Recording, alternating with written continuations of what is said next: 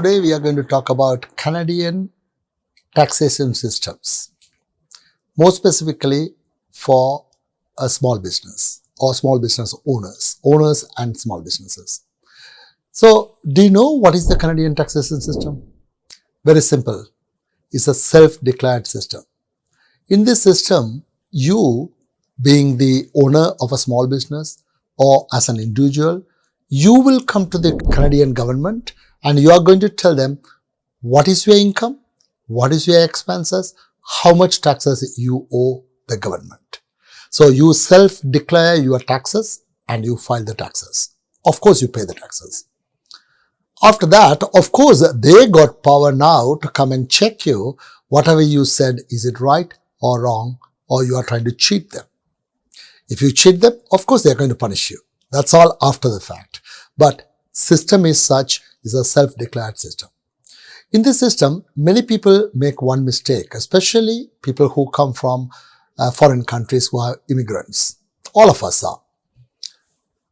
What they don't understand is Canadian system is such, it's a worldwide income you are supposed to report. Once you are a Canadian resident, Canadian citizen for tax purposes, your worldwide income is taxable. Whether you have money in Europe, Asia, doesn't matter. Or you are going to Middle East to work for a few months. Middle East, Dubai may be tax-free, but in Canada, that will be taxable and you need to include that in your personal income. Now, having said that, when you start a small business, what are the main taxes you need to worry about?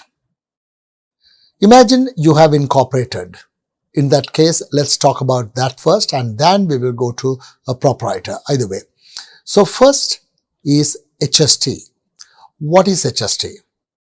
Many provinces have joined together with the federal government and created the HST. HST means harmonized sales tax that include federal portion and provincial portion. And some provinces, they have not joined with the federal government. So in those provinces, you need to pay PST and GST separately. PST means provincial sales tax. GST means general sales tax. Both together, it comes to HST, harmonized sales tax. So depending on the province. Now, specifically Ontario, we are using HST. In HST, it's 13%. Everybody knows that. 5% is for the federal government. 8% is for the provincial government. It's combined together. When is it due and who should register? If you are going to charge anybody the sales tax, you are supposed to register. Whatever the income you have, whether it's a small income, big income, doesn't matter, you have to register. However, if your income is less than 30,000 annually, and also you are not going to charge HST, you don't need to register for HST. Same way, certain other types of business you don't need to register either. So for example, doctors, you don't need to register. There are so many businesses you don't need to register because they are exempt from HST. At the same time, you can't claim the HST either. When are you supposed to report and pay? It depends on how you have registered and how you are going to pay for the HST.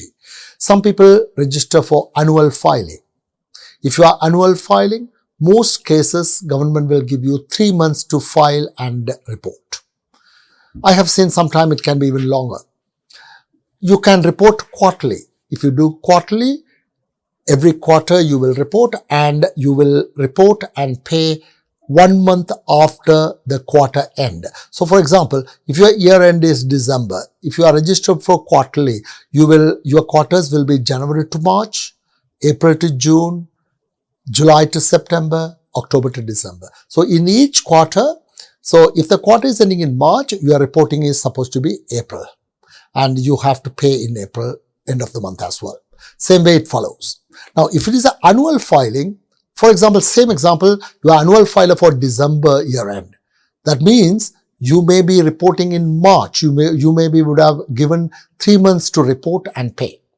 That doesn't stop you or requirement to pay quarterly installments.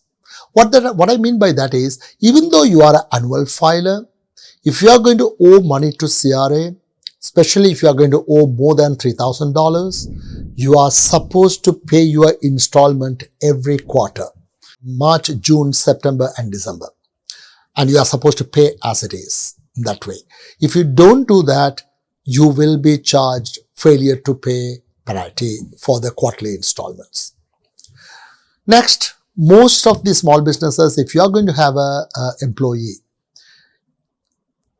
doesn't mean it should be third party. It can be you yourself. If it is a corporation, you yourself, if you are going to work in the company, you are going to get salary from the company. So you are also an employee. So you can't say, oh, I'm the only employee, or my daughter is the only employee. No, they are also employee. So in that case, you have to pay the payroll deduction or source deduction. You have to pay taxes to the government. So source deduction include CPP, unemployment EI, and it include the taxes. There are tables, there are calculation methods. We are not going to discuss about all those, but you need to deduct this and pay. Generally, if it is a very small company and if you are reporting all correctly on timely manner, you will be given 3 months to report. But our practice in our firm, we always do everybody monthly. That will be helpful in your cash flow because you don't forget, you file on time. Because if you forget, there's going to be penalties. The penalties can be very substantial amount. In the tax penalties, I don't want to tell you, it can be 5%, it can be 10%, and then monthly there are fees, and especially for the payroll deduction, the penalties are very high. If you are late by 3 days, they charge you. If you are late by 7 days, they charge you more. They keep charging more and more, right? So for example, if it is a payroll, if you are late from 1 to 3 days, they will be charging you 3%. Okay, but if you are late by 4th day, is not 3%, now they will increase it to 5%. In the similar manner, if you are late by 6 days, they are going to charge you 7%. If you are late by more than 1 week, it's a 10% penalty. So penalties can very easily rise quite high. So because of that, we try to pay everybody monthly. Monthly means the monies are due next month on the 15th. Now, if you are growing and if your business size become larger, your payroll deduction is 300,000 or more. Now government want the money faster. They don't allow you to pay monthly. Now they want bi-weekly. In a month, twice you will be remitting the monies. Same theory, if you are late, they will charge you even for every time penalties will apply. So that is the payroll section. Now, the third one come corporation tax. Corporation tax is your corporate tax returns and the penalties and how you file, when you file. The corporation, the taxes can be filed up to 6 months. Up to 6 months, you have a leeway to file, but normally most accountants like me, we file within 3 months. That gives us enough leeway if there is an issue to handle that issue. Now, on the taxes, if you are late on the corporate taxes, the penalties can be 5% for the late, then every month 1%. That's quite substantial again. If government send you a letter demanding you to pay the taxes or file the taxes, that means the first letter itself, they will charge you $100. Then after that, each request, they will charge you $250.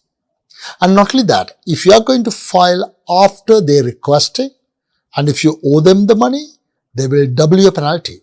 Instead of 5%, they will charge you 10% on corporate taxes. Monthly, instead of 1%, they will charge you 2% on the penalty. So if you are delayed, if you did not file, if the government requests you to file the taxes or file the taxes, your penalties are going to be doubled as well. So to avoid all this, the best thing you could do is maintain your accounts properly, do your bookkeeping, contact a proper qualified accountant on a timely manner, and file your taxes on a regular basis. Don't be late for filing. Most cases, by filing on time, your savings just on interest and penalties alone can cover the accounting cost, because that can be substantial. So my advice is maintain a better accounting system, have a good accountant on your side, file your taxes on time.